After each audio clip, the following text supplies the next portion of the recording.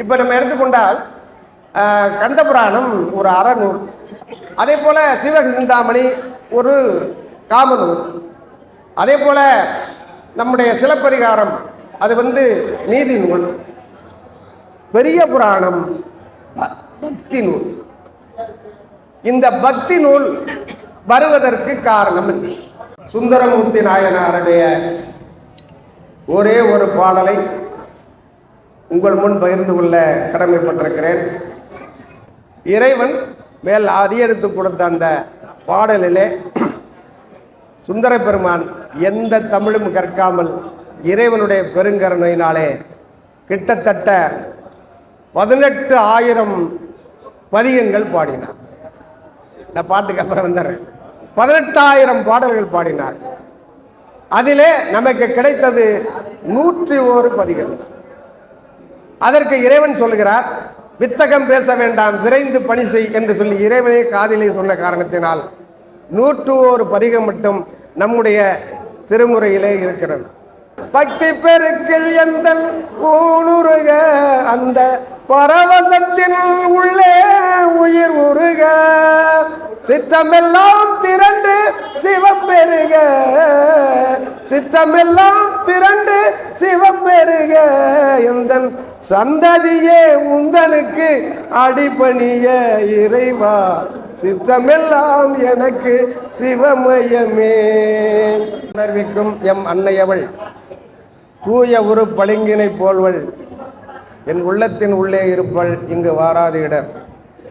போற்றுவதற்கும் மரியாதைக்கும் உரிய அகிலமெல்லாம் ஆண்டு ஆட்கொண்டு வருகிற அன்னை ஆதிபராசக்தி அறந்தாங்கியிலே இருந்து கோலோச்சுகிற இந்த தருணத்திலே இன்றைய ஆடிப்பெருந்திழாவிலே 7ஆம் நாள் மண்டகப்படியாக மரியாதைக்குரிய காவல்துறை மண்டகப்படியாரால் நடத்தப்படுகிற அருமையான இந்த நிகழ்விலே எங்களுடைய அறந்தாங்கி சமய இலக்கிய பேரவனுடைய சார்பிலே ஒவ்வொரு ஆண்டும் நடத்தப்படுகிற இந்த சொற்பொழிவிலே என்னையும் அழைத்து பேச வைத்தமைக்காக முதலிலே காவல்துறைக்கு நன்றி சொல்லி, அதைத் தொடர்ந்து என்னுடைய ஆன்மீக பேரவையிலே வீற்றிருக்கிற ஆண்டோர் பெருமக்களையும் சான்றோர் பெருமக்களையும் என்னை வளர்த்து ஆளாக்கிய என்னுடைய குருநாதர் குருஜி சோலையப்பனையா அவர்களையும் போற்றி வணங்கி என் நிகழ்வை தொடங்குகிறோம்.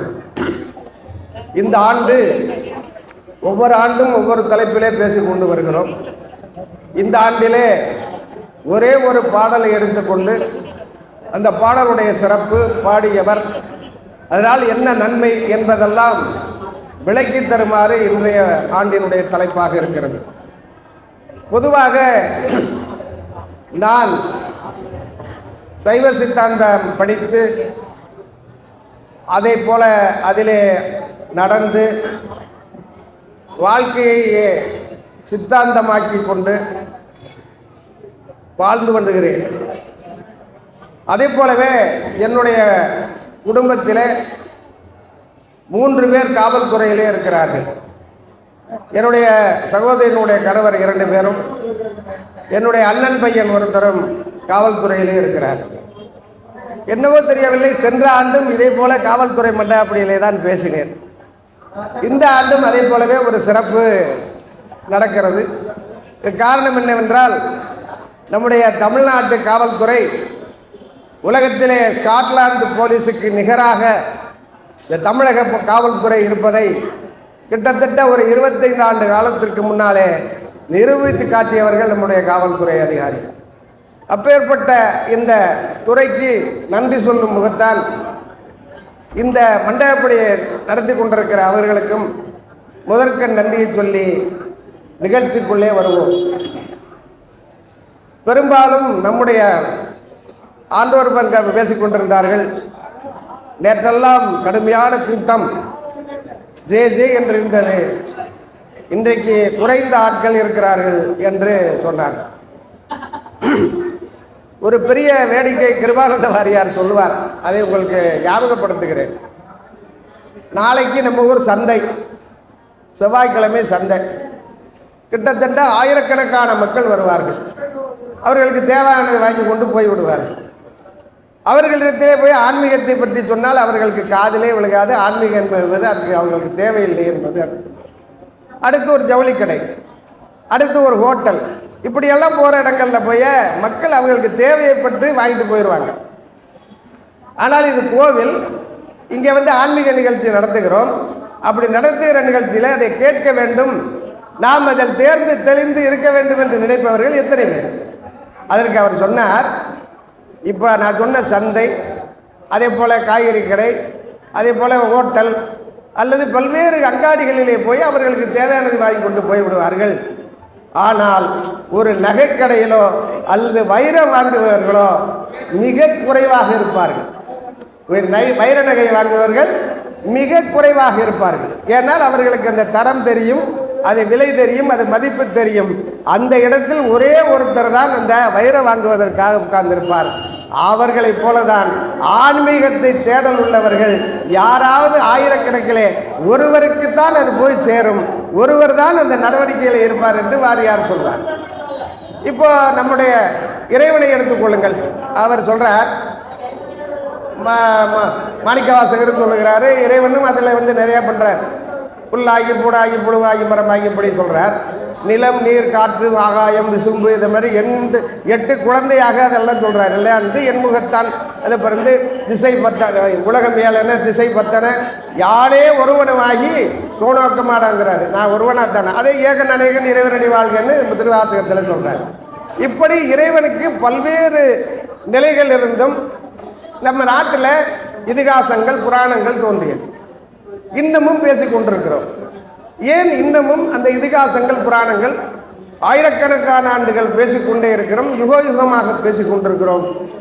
ஏன் இன்னும் அதே பேச வேண்டும் என்றால், இவ்வளவு புராணங்கள் இதிகாசங்கள் இதெல்லாம் இருந்தாலும் இந்த மக்கள் பிறந்து பிறந்து இறந்து இறந்து போது அடுத்து வருகிற சந்ததிக்கு இது சொல்லியே ஆக வேண்டும் என்பதற்காக இந்த புராண இதிகாசங்களை இன்னும் நாம் சொல்லிக்கொண்டே இருக்க வேண்டியது. யாரும் அதை கடைப்பிடிக்கிறார்கள் இல்லதெல்லாம் இல்லை.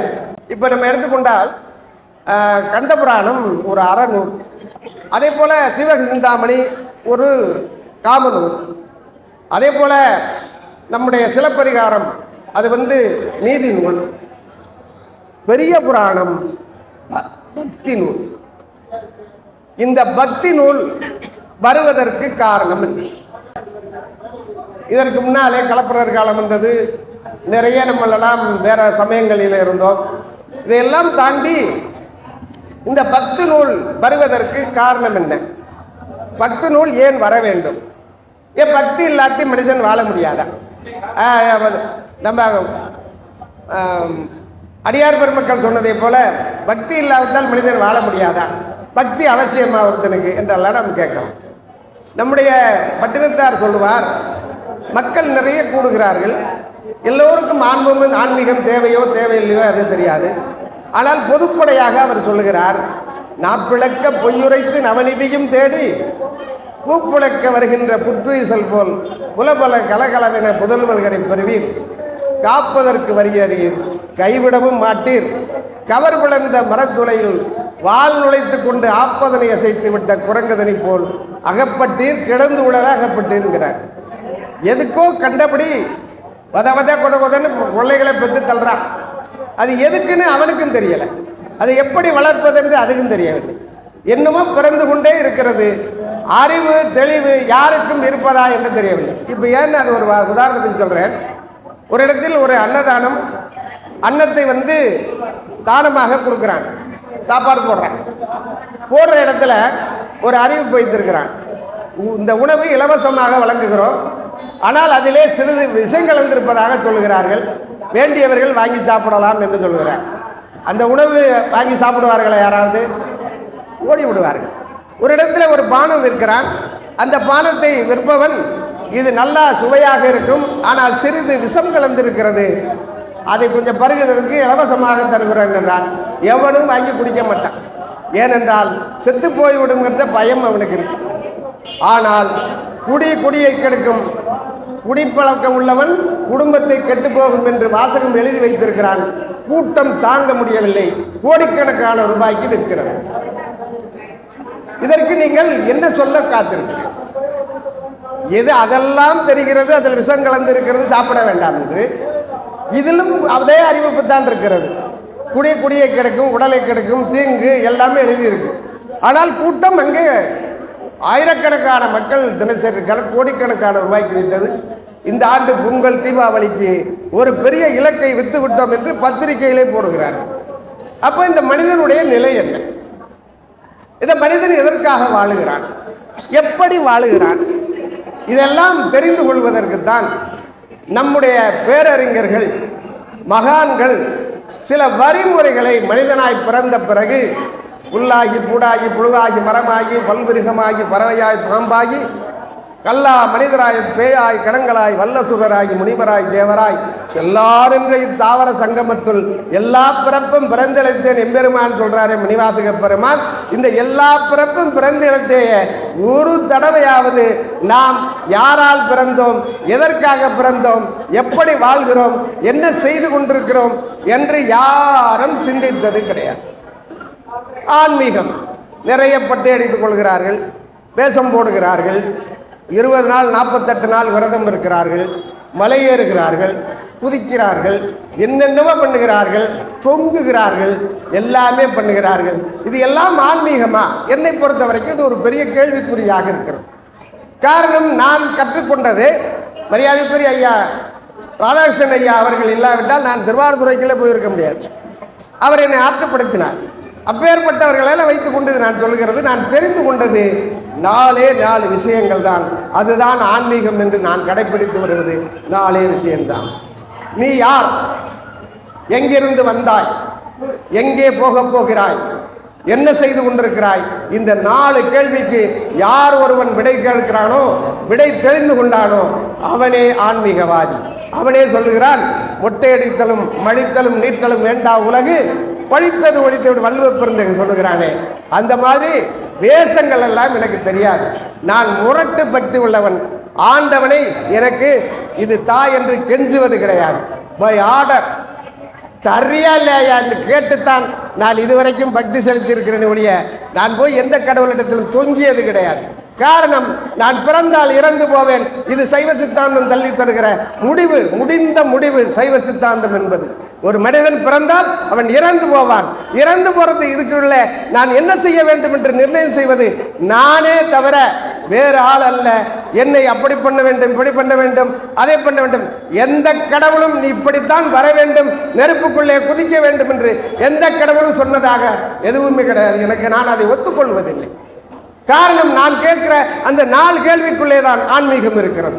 இந்த ஆன்மீகவாதிகள் இந்த 4 விஷயத்தை கடைபிடித்தால் போதும், மழித்தல் நேட்டல் மேட்டலா உலகம். எனக்கு நான் அப்படித்தான் பண்ணுகிறேன். இதை ஏன் சொல்லுகிறேன் என்றால், ஒவ்வொரு மனிதனும் தான் யார், தம்முடைய தகுதி என்ன, நாம் என்ன தெரிந்து கொண்டிருக்கிறோம், ஆன்மீகத்தில் இருக்கிறோம், இறைவனை அடைவதற்கான வழி என்ன, இறைவனை சேர்வதற்கான பாதை எது, அதை கண்டுபிடிக்க முடியவில்லை. கிட்டத்தட்ட எத்தனையோ ஆயிரக்கணக்கான தமிழ் நூல்கள், புராணங்கள், இதிகாசங்கள் எல்லாத்தையும் படித்து வைத்திருக்கிறோம், தெரிந்து வைத்திருக்கிறோம். பலன் என்ன? யார் அது போல நடக்கிறார்கள், யார் நடந்திருக்கிறார்கள், சொல்லுங்கள் பார்ப்போம். இந்த இடத்திலே ஒரு ஞாபகப்படுத்த வேண்டும் நம்முடைய ஆண்டோர் பெருமக்களுக்கு. மரியாதைக்குரிய ஐயா வீராண்டான் ஐயாவை நினைத்து பார்க்க வேண்டும். இந்த நேரத்தில் தனித்தமிழ் இயக்கத்தினுடைய தலைவர், எப்பர் பெருஞ்சித்தனாராய் பார்த்தவர், எவ்வளவு பெரிய புலவர், எவ்வளவு பெரிய அறிஞர், எவ்வளவு பாடல்கள், அத்தனையும் மண்ணுக்குள்ளே போய்விட்டதே ஐயா, அத்தனையும் போய்விட்டதே. இப்போது நானும் தமிழ் இலக்கியங்களிலே நான் வேடிக்கையாக இல்லை, அராதனையை வைத்துக் கொண்டு சொல்லக்கூடாது, இருந்தாலும் சொல்லுகிறேன். நிறைய அறநூல்களை படித்திருக்கிறேன், சங்க இலக்கியங்கள் படித்திருக்கிறேன், சமய இலக்கியங்கள் படித்திருக்கிறேன். அகனாறு, புறநாறு, 1810, முத்தொள்ளாயிரம், என்ன சீவக சிந்தாமணி, ஐயோ சிலப்பதிகாரம், எல்லாத்தையும் படித்தோம், படித்திருக்கிறோம். தெரிந்தோ தெரியாமலோ ஆயிரக்கணக்கான பாடல்களை மனப்பாடம் செய்து வைத்திருக்கிறோம்.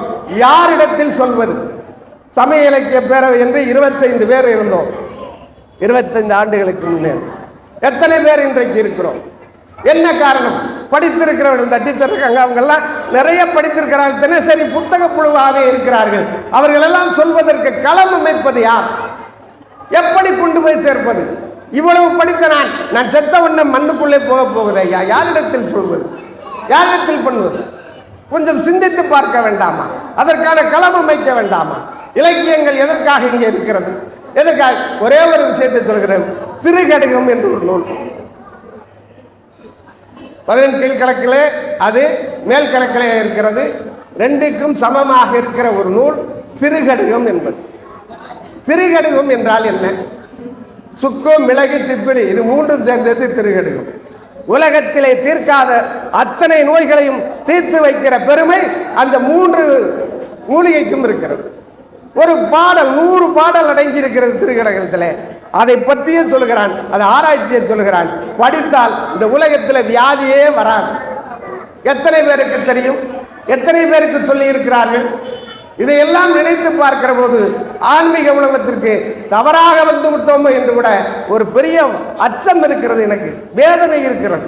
நிறைய படித்திருக்கிறார்கள், நிறைய பண்பாளர்கள் இருக்கிறார்கள், ஆனால் கொண்டு போய் சேர்க்கிற களம் சரியில்லை. அதனால் நாம் வந்த அடியார்களை, வந்திருக்கிற ஆன்மீகவாதிகளை இவர்களெல்லாம் கேட்கவில்லை, போய்கொண்டே இருக்கிறார்கள், வந்து கொண்டே இருக்கிறார்கள் என்றால் பக்குவப்படுத்தியது யார்? இத்தனை பேர் இத்தனை மண்டகப்படி நடத்துகிறோம். நான் அந்த இனம், நான் இந்த இனம் என்று காவல்துறை எல்லாமே பதாதைகள் வைக்கிறோம். யார் அந்த சமூகத்தை கூப்பிட்டு நம்முடைய பாரம்பரியம் இப்படி, நம்முடைய சந்ததி இப்படி, இதில் இத்தனை புலவர்கள் தோன்றினார்கள், இத்தனை அறிஞர்கள் தோன்றினார்கள், நம் வகையிலே அது போல 4 பேர் வர வேண்டும் என்று எத்தனை பேர் சொல்லி இருக்கிறார்கள்? எல்லாம் வேடிக்கையாக இருக்கிறது, விந்தையாக இருக்கிறது. ஏன் இந்த துறையை ஏற்றுக்கொண்டோம் என்று மிகப்பெரிய ஆதங்கத்திலே இருக்கிறேன். அதனாலே தான் நான் இங்கு இருக்கிற சில விஷயங்களிலே கண்டுகொள்ளாமல் திருப்பெருந்துறை என்னும் அந்த பெருந்துறையிலே போய அடைக்கலமாகி எம்பெருமான் மணிவாசகனுடைய திருப்பாதத்திலே அங்கே அடக்கமாகி விடும் என்கிற கொள்கையோடு அந்த ஊரிலே சேவை செய்து கொண்டிருக்கிறேன். இது என்னுடைய நிலைப்பாடு. நான் இவ்வளவு வயிற்றெழுச்சலையும் சொல்வதற்கு காரணம், நம்மோடு போகிறது இந்த ஆன்மீகம். நாம் தெரிந்து வைத்திருக்கிற அந்த கலை அத்தனையும், வித்தைகள் அத்தனையும் மண்ணோடு மண்ணாக போகிறது. இதை அடுத்த காலத்திற்கு கொண்டு சென்றால்தான் நாம் படித்ததற்கும் இந்த மக்களுக்கு போய் சேர்ந்தால், இந்த காதிலே விழுந்தால், நான் சொன்ன மாதிரி வைரம் வாங்க வந்த ஒருத்தருக்கு அந்த செய்தி போய் சேர்ந்தால் அவர்கள் உயிர் வருவார்கள், மோட்சம் பெறுவார்கள், சித்தம் பெறுவார்கள் என்கிற நல்ல அடிப்படையில் தான் இவ்வளவு நேரம் இதை சொன்னேன். இதை நான் கூட குறைத்து சொல்லியிருந்தாலும் ஆண்டோர் பெருமக்கள் பொறுத்திருந்து இப்போது நம்முடைய தலைப்பிற்குள்ளே வரும். சிவாந்தன் சிற்றம்பலம். இன்றைய தலைப்பு சுந்தரமூர்த்தி நாயனாருடைய ஒரே ஒரு பாடலை உங்கள் முன் பகிர்ந்து கொள்ள கடமைப்பட்டிருக்கிறேன். பெரும்பாலும் சைவம் தலை தோங்குவதற்கு 4 பேர் வந்தார்கள். இறைவன் ஒருத்தருக்கு பாலை கொடுத்து ஆட்கொண்டான், இன்னொருவருக்கு சூளை கொடுத்து வயிற்று வலியை கொடுத்து ஆட்கொண்டான், 3ஆவதற்கு ஓலையை கொண்டு ஆட்கொண்டான், மணிவாசக பெருமானுக்கு காலை கொண்டு ஆட்கொண்டான்.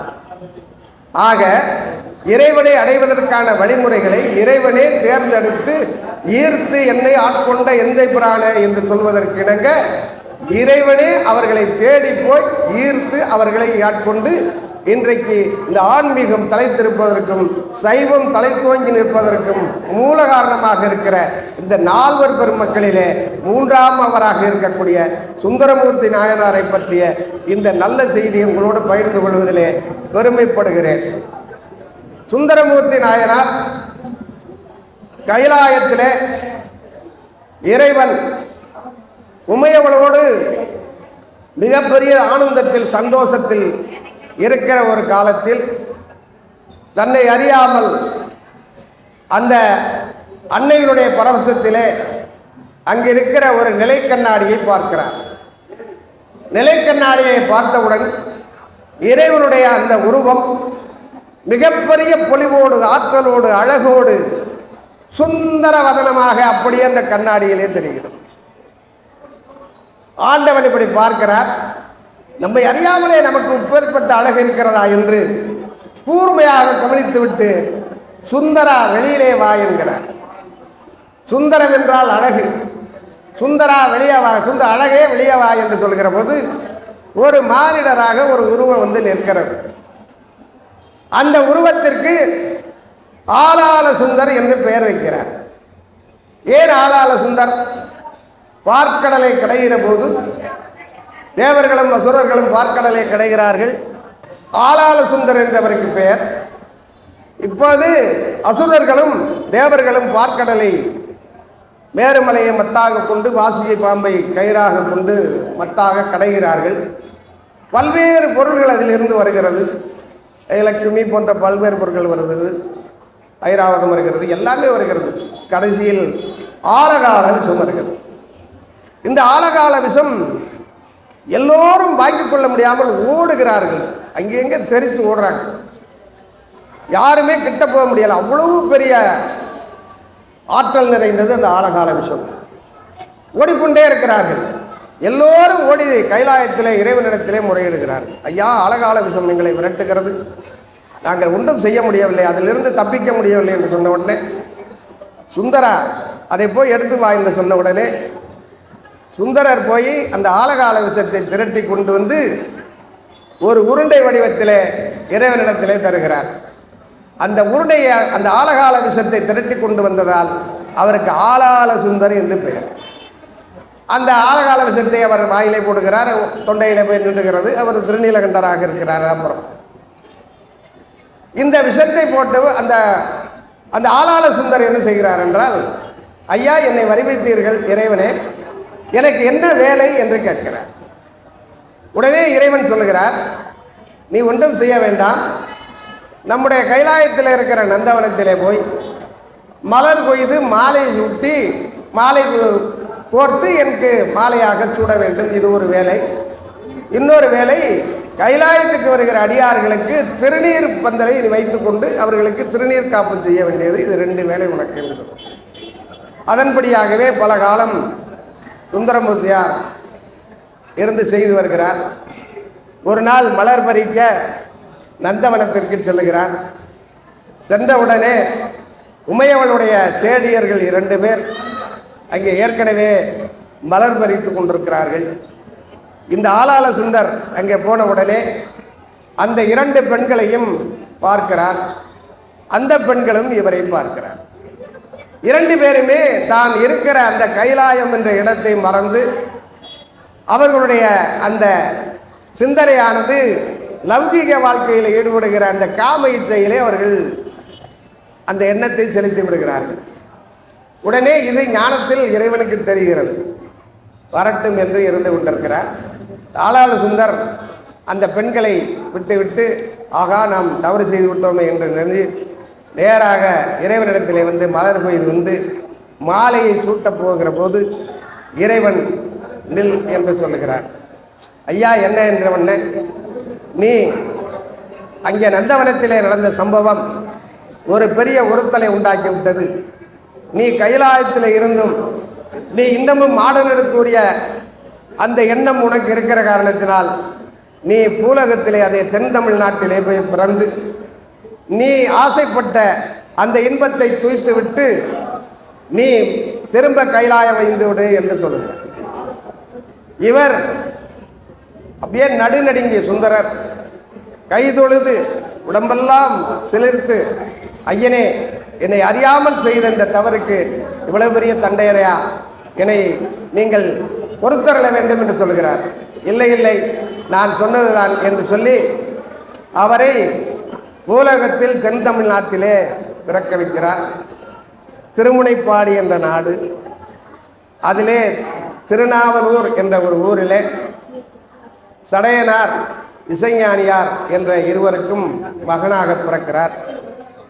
பிறந்து சிறு குழந்தையாக இருக்கிற போதே, சுந்தரம் என்றால் அழகு இல்லையா, அழகு வடிவமே உருவான அந்த குழந்தையாக ஒரு 3-4 வயதிலே தெருவிலே ஓடி விளையாண்டு சிறு தேர் ஓட்டி விளையாண்டு கொண்டிருக்கிறார். ஒரு சிறு தேர் செஞ்சு ஓட்டி கொண்டிருக்கிறார். இப்ப திருமுனைப்பாடியுடைய மன்னர் குதிரையிலே வருகிறார். வருகிற போது இந்த குழந்தை விளையாண்டு கொண்டிருக்கிறது. நம்பியாரூரார் என்ற பெயரோடு அப்போது அவர்களுக்கு இந்த குழந்தை பிறந்த உடனே நம்பியாரூரார் என்ற பெயர் வைக்கிறார். விளையாண்டு கொண்டிருக்கிற போது மன்னன் குதிரையை விட்டு கீழே இறங்குகிறான். குழந்தையை பார்க்கிறான். தேவலோகத்தினுடைய அந்த அம்சங்கள் இருக்கிறது.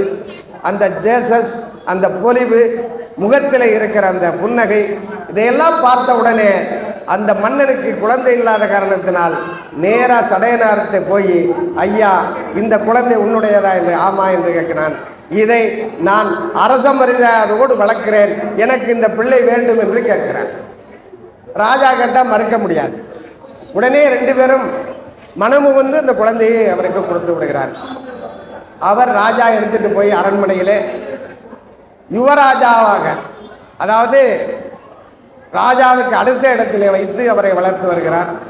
வளர்த்து வருகிற காலத்திலும் ஆனால் ஆதி சைவர் என்கிற காரணத்தினால் அந்த ஆதி சைவ முறைப்படியே இந்த சடையனாரும் அப்பப்போ அவர்கிட்ட போய் அந்த பூநூல் போடுகிறது, உபநயனம் செய்கிற விழா, இந்த விழாக்களை எல்லாம் தொடர்ந்து செய்து கொண்டே வருகிறார். செய்து வருகிற காலத்திலே வயதும் 16 வந்துவிட்டது. 16 வயது வரையும் சுந்தரர் அந்த திரைமலைப்பாடி அந்த மன்னர் வீட்டிலே வளர்கிறார்.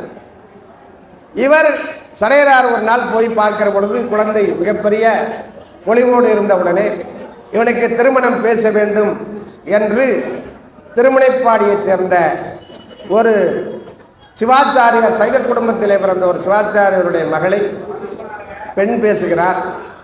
பெண் பேசி முடிக்கப்படுகிறது. சுந்தரரை பார்த்த உடனே யார்தான் பொண்ணு கொடுக்க மாட்டாங்க, அவ்வளவு பெரிய அழகாக இருக்கக்கூடியவர். அவரை பார்த்த உடனே சரி என்று சொல்லிவிட்டார்கள். திருமணம் பேசி முடிக்கப்படுகிறது. அந்த திருமுனைப்பாடியிலே திருமணம் என்று நிச்சயிக்கப்பட்டு விட்டது. இங்கே வந்தால் அரண்மனையில் இருக்கிற பரிவாரங்களோடு, நண்பர்களோடு, சிவாச்சாரியார்களோடு ஐதீக முறைப்படி சுந்தரரை ஒரு குதிரை மேலே ஏற்றி முறையாக உபநயனம் போன்ற சமய சடங்குகள் எல்லாம் செய்வித்து நண்பர்கள் புடைசூழ இந்த திருமுனைப்பாடிக்கு அழைத்து செல்லுகிறார்கள். அழைத்து போய் அங்கே பெண் வீட்டிலே மணப்பந்தல் போட்டு மிக பிரம்மாண்டமாக இருக்கிறது.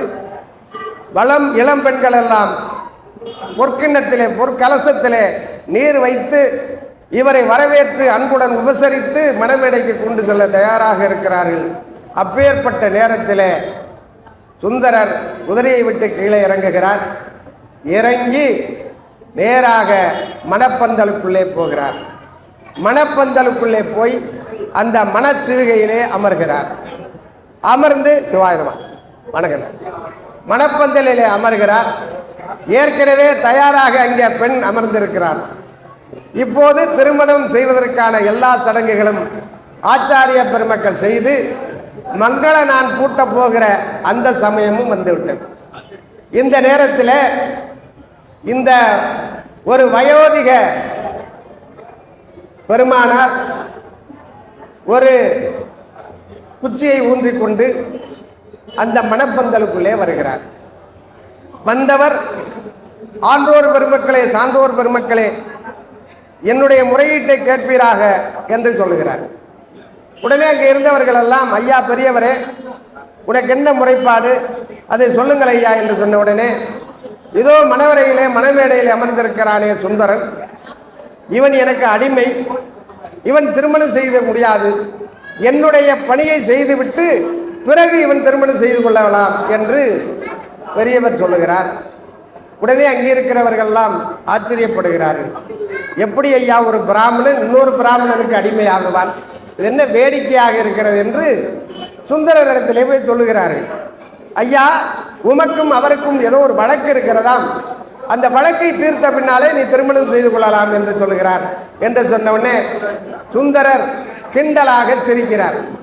எப்படி ஐயா பிராமணன் இன்னொரு பிராமணனுக்கு அடிமையாக முடியும், இந்த ஆளு பித்தன் போல இருக்கு, பைத்தியம் போல இருக்கு, விடுங்கள் என்று சொன்ன உடனே இந்த பெரியவர் சொல்கிறார், நான் பித்தனோ எத்தனோ அதை பற்றி எனக்கு தெரியாது, ஆனால் உன் பரம்பரையிலே உன் பாட்டன் எழுதி கொடுத்த ஒரு ஓலை என்னிடத்திலே இருக்கிறது, அந்த ஓலையை நீ பார், இந்த செய்தி உண்மையா என்று சொல்லி அங்கே இருக்க ஆண்டோர்களிடத்திலே கொடுக்கிறார்.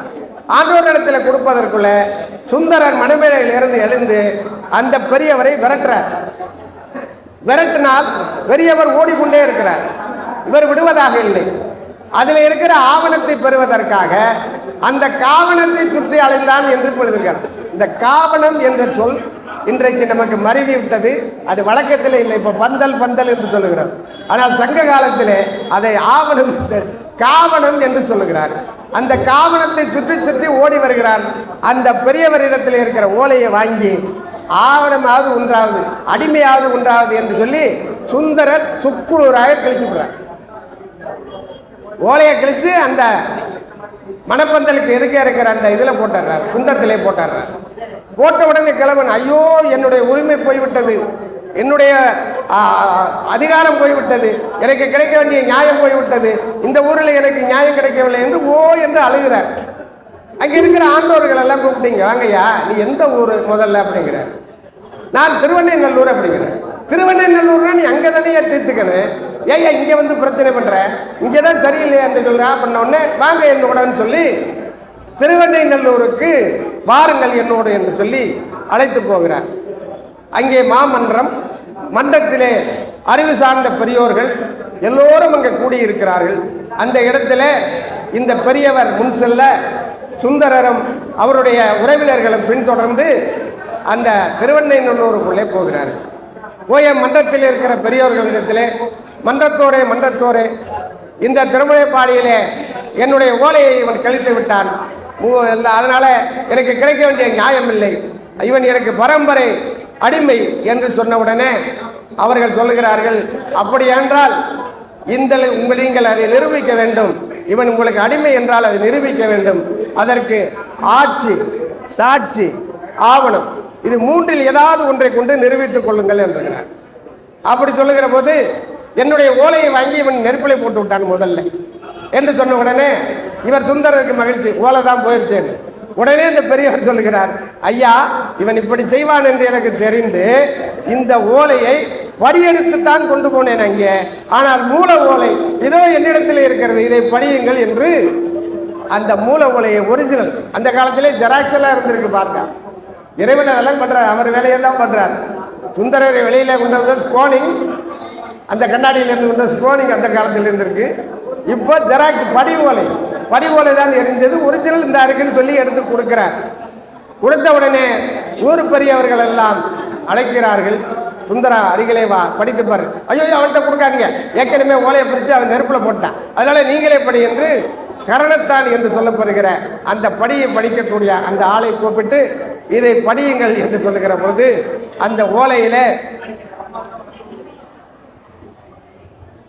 திருநாவலூர் ஆதிசைவன் மறைவல்ல ஆரூரன் எழுதியது, வெண்ணைநல்லூர் முனிவன் பெரும்பித்தனுக்கு யானும் என் குடும்பமும் என் வழி வந்தோரும் இவனுக்கு அடிமை தொண்டு செய்வதற்கு இருதரத்தாரும் ஒத்துக்கொண்டு இந்த ஓலையை எழுதியிருக்கிறோம், கை சாத்திட்டிருக்கிறேன், 2 பேர் சாட்சி என்று அதில் இருக்கிறது படித்திருக்கார்.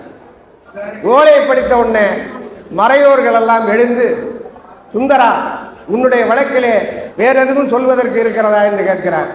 ஐயா இது ஒரு தெல்லுமுள்ளான வழக்காக இருக்கிறது, என்னிடத்திலே ஒன்று ஆதாரம் இல்லை, எனவே நான் இதை ஒத்துக்கொள்வதை தவிர வேற வழி இல்லை என்று சொல்லி ஆன்றோர் பெருமக்கள் சொல்கிறார்கள், நீ இவனுக்கு அடிமையாகத்தான் இருக்க வேண்டும் என்று சொல்லிவிடுகிறார்கள். இந்த நேரத்தில் இந்த ஓலையை படித்த பின்னாலே ஆன்றோர் பெருமக்கள் சொல்லுகிறார்கள், ஐயா அடிமை வேலை செய்வதற்கு நீனும் உன் சந்ததியும் எழுதி கொடுத்த ஓலை உண்மையாகிவிட்ட காரணத்தினால் நீ இவர் சொல்கிற வேலையை செய் என்று சொன்னவுடனே செய்கிறதுக்கு தயாராகிவிட்டார் சுந்தரர். ஆனால் அங்கிருக்கிற மறையோர்கள் கேட்கிறார்கள் அந்த பெரியவரை, ஐயா முனிவரே நீர் வெண்ணைநல்லூர் என்று சொல்லுகிறீர், அந்த வெண்ணைநல்லூரில் உங்களது வீடு எங்கே இருக்கு, நாங்களும் இந்த ஊர் தானே, நீ எங்கே இருக்கிறது உனது வீடு என்று சொல்ல உடனே அவர் கேட்கிறார், மறையோர்களே நான் யார் என்பதை உங்களெல்லாம் தெரிந்து கொள்ள முடியவில்லையா, இவ்வளவுதானா உங்களுடைய அறிவு திறமை, வாருங்கள் என்னோடு என்று சொல்லி அழைத்து கொண்டு திருவண்ணல்ல திருவருட்துறை என்று சொல்லப்படுகிற அந்த ஆலயத்துக்குள்ளே போகிறார். முனிவர் முன்னாலே போகிறார், சுந்தரர் பின்னாலே போகிறார், வந்திருக்கிற மறையோர்கள் எல்லாம் பின்னாலே போகிறார்கள். கோயில் வாசலிலே அடைந்தவுடனே கர்ப்ப கிரகத்துக்கு உள்ளே போனவுடனே பெரியவரை காணும், இறைவனோடு கலந்து விடுகிறார். அப்பா கலந்து விட்ட உடனே சுந்தரர் சும்மா இருக்கவில்லை. நம்மை கூட்டி வந்து இங்கே பண்ணிவிட்டாரே என்று சொல்லி, மறையவரே, பெரியவரே, எங்க இருக்கிறீர், வாரும் வாரும் என்று கேட்கிறார்.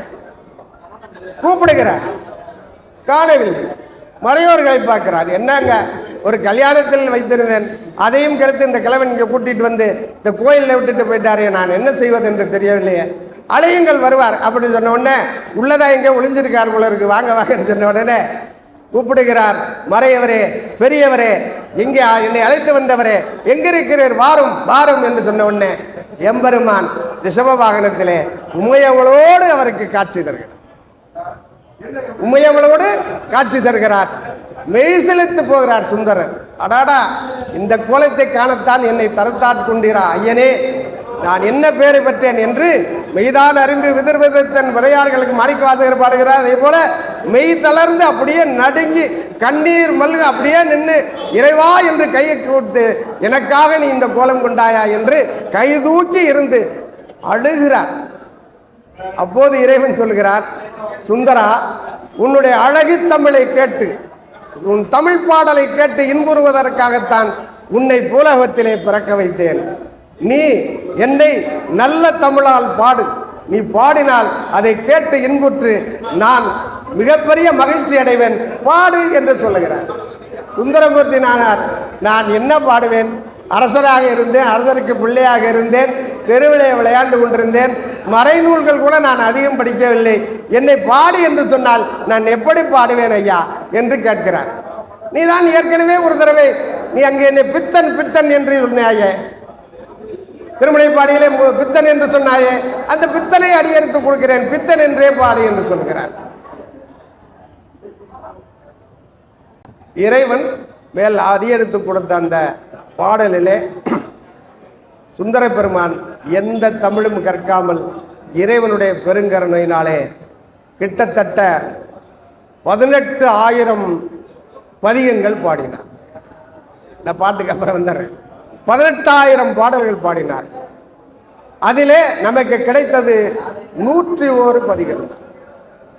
அதற்கு இறைவன் சொல்லுகிறார், வித்தகம் பேச வேண்டாம், விரைந்து பணி செய் என்று சொல்லி இறைவனே காதிலே சொன்ன காரணத்தினால் 101 பதிகம் மட்டும் நம்முடைய திருமுறையிலே இருக்கிறது. சைவ சித்தாந்தம் படிக்க செல்கிற எல்லோரும் 1, 2, 3 ஞானசம்பந்த பெருமான் பதிகம், 4, 5, 6 திருநாவுக்கரசு பெருமான், அந்த திருப்பாட்டு என்று சொல்லப்படுகிற தேவாரம் வைக்கப்பட்டிருக்கிறது. 8ஆம் திருமுறையாக நம்முடைய மணிவாசக பெருமான் அருளி செய்த ஞான நூலாகிய திருவாசகம் வைக்கப்பட்டிருக்கிறது. இப்படி 9, 10, 11, 12, 12 திருமுறையும் சைவ சித்தாந்தத்திற்கு பெரிய ஆணிவேராக திகழ்கிற அந்த சுந்தரமூர்த்தி நாயனார் அருளி செய்த இந்த 12 திருமுறையிலே 7ஆம் திருமுறையிலே முதல் பாட்டாக இருக்கிற இறைவனே அடியெடுத்து கொடுத்து 1008 பதிகங்கள் பாட வைத்த அந்த திருமுறையில் ஒரு பாடு, பித்தாம் பிறை சூடி பெருமானே அருளாலாம் எத்தால் மறவாதே நினைக்கின்றேன் மனத்துன்னை, வைத்தாய் பெண்ணை தன்பால் பெண்ணை நல்லோர் அருட்துறையுள், அத்தா உனக்கு ஆளாயினி அல்லேன் எனலாமே. இது இறைவன் எடுத்து கொடுத்த முதல் அடி. இந்த அடியை ஒற்றி கண்ணதாசன் பின்னாலே அதற்கு வலு சேர்க்கிறார். சித்தமெல்லாம் எனக்கு சிவமயமே இறைவா,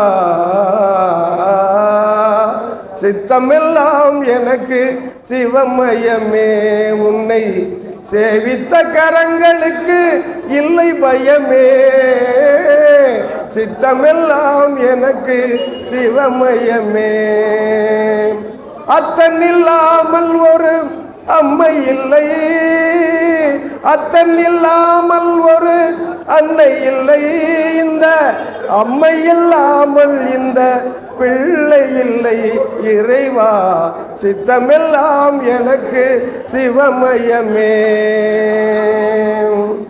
கண்ணை திறந்து வைத்த கருப்பொருளே கோவில், கதவை திறந்தழைத்த திருவருளே, கண்ணை திறந்து வைத்த கருப்பொருளே கோவில், கதவை திறந்தழைத்த திருவருளே, வெண்ணை நல்லூர் உறையும் அருட்கடலே, வெண்ணை நல்லூர் உறையும் அருட்கடலே, என்னை இன்று ஆளுகின்ற பரம்பொருளே இறைவா, சித்தமெல்லாம் எனக்கு சிவமயமே, என்னை சேவித்த கரங்களுக்கு இல்லை பயமே, சித்தமெல்லாம் எனக்கு சிவமயமே. பக்தி பெருக்கில் எந்தன் ஊனுருக, அந்த பரவசத்தின் உள்ளே உயிர் உருக, பக்தி பெருக்கில் எந்தன் ஊனுருக, அந்த பரவசத்தின் உள்ளே உயிர் உருக, சித்தமெல்லாம் திரண்டு சிவம் பெருக, சித்தமெல்லாம் திரண்டு சிவம் பெருக, எந்தன் சந்ததியே உந்தனுக்கு அடிபணிய இறைவா, சித்தமெல்லாம் எனக்கு சிவமயமே இறைவா.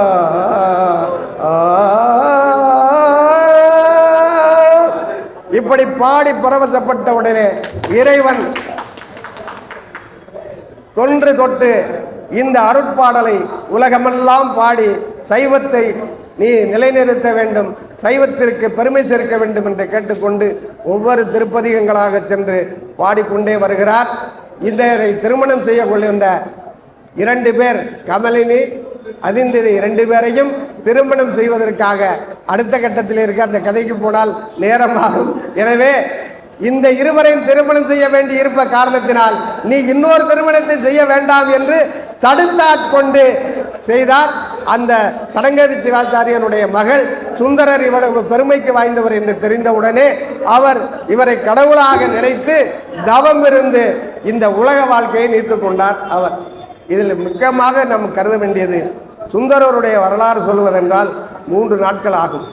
இன்னும் பெரிய பெரிய நிகழ்வு எல்லாம் இருக்கிறது. கடைசியாக அவர் கேரளாவில் திரு அஞ்சைக்களத்திலே தான் இந்த வெள்ளை யானையிலே இறைவன் அவரை உயிரோடு கூப்பிடுகிறார். அவருடைய அணுக்க தொண்டராக இருந்த களத்தறிவார் நாயனார் என்பவர் அவரை பின்தொடர்ந்து குதிரையிலே அந்த மந்திரத்தை உதவின. இவரும் இந்த சேரமான் பெருமான் நாயனார் தான் உயிரோடு கைலாயத்திற்கு போனவர். அப்பேற்பட்ட பெருமை எல்லாம் இருக்கிறது. இது ஒரு முக்கியமான செய்தி. ஆடி மாதம் சுவாதி நட்சத்திரம் அவருடைய குரு பூஜை நாள் வருகிற வெள்ளிக்கிழமை காலை எல்லோரும் சுந்தரமூர்த்தி நாயனாருடைய அந்த படத்தையாவது வைத்து அவருடைய பெருமைகளை பேசுகிற படிக்கிற அந்த தன்மையை நீங்கள் வளர்த்து கொள்ள வேண்டும். இந்த சமய இலக்கிய பேரவை இந்த தொண்டை செய்து கொண்டிருக்கிறது.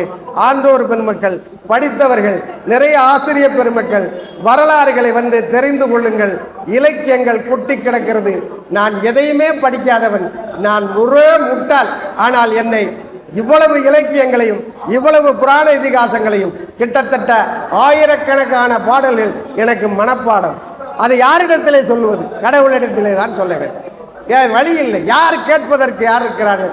நான் மறைவதற்குள் நான் இவ்வளவு பாடல் செய்தி, அதே போலவே இதிகாசம், புராணங்கள் எல்லாத்தையும் தெரிந்து கொண்டு இதோ வீராண்டான் ஐயை போல இந்த மண்ணுக்குள்ளே போவதற்குள் 10 பேருக்கு சொல்ல வேண்டும் என்கிற நல்ல எண்ணத்திலே இந்த சமய இலக்கிய பேரவை ஏற்பாடு செய்திருக்கிற இந்த அற்புதமான நிகழ்ச்சிக்கு நன்றி சொல்லி இன்றைய காவல்துறை மண்டலப்படிதாரர்களுக்கும் என்னுடைய சிறந்தார்ந்த நன்றியை சொல்லிக்கொண்டு, என்னுடைய குடும்பத்தில் என்னுடைய அக்கா வீட்டுக்காரர் 2 பேர் காவல்துறையில் இருந்து ஓய்வு பெற்றிருக்கிறார்கள்.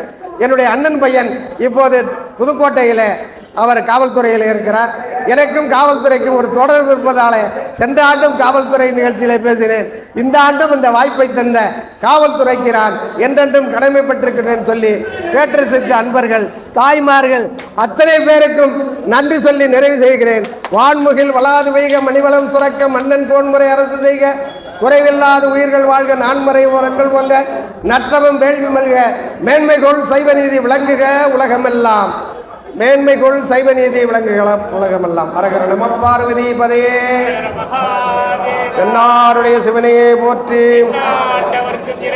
சைவத்தின் மேல் சமயம் வேறில்லை, அதில் சார் சிவமாம் தெய்வத்தின் மேல் தெய்வம் இல்லனும் நான்மறை செம்பொருள் வாய்மை வைத்த சீர்திரு தேவாரமும் திருவாசகமும் உய்வரச் செய்த நால்வர் பொற்றால் என் உயிர் துணையே கைலாய பரம்பரையில் சிவஞான போத நெறி காட்டு வெண்ணை வயல்வாய்மை கண்டான் சந்ததிக்கோர் மெஞ்ஞானு பானுவாகி துயிலாரும் புலில் திருவாவூடுதுறை திருநமச்சிவாய தேவன் சைலாதி மரவுடையன் திருமரபு நீடூழி தலையமாதோ நீடூழி தலையமாதோ திருச்சிற்றம்பலம் தன்னா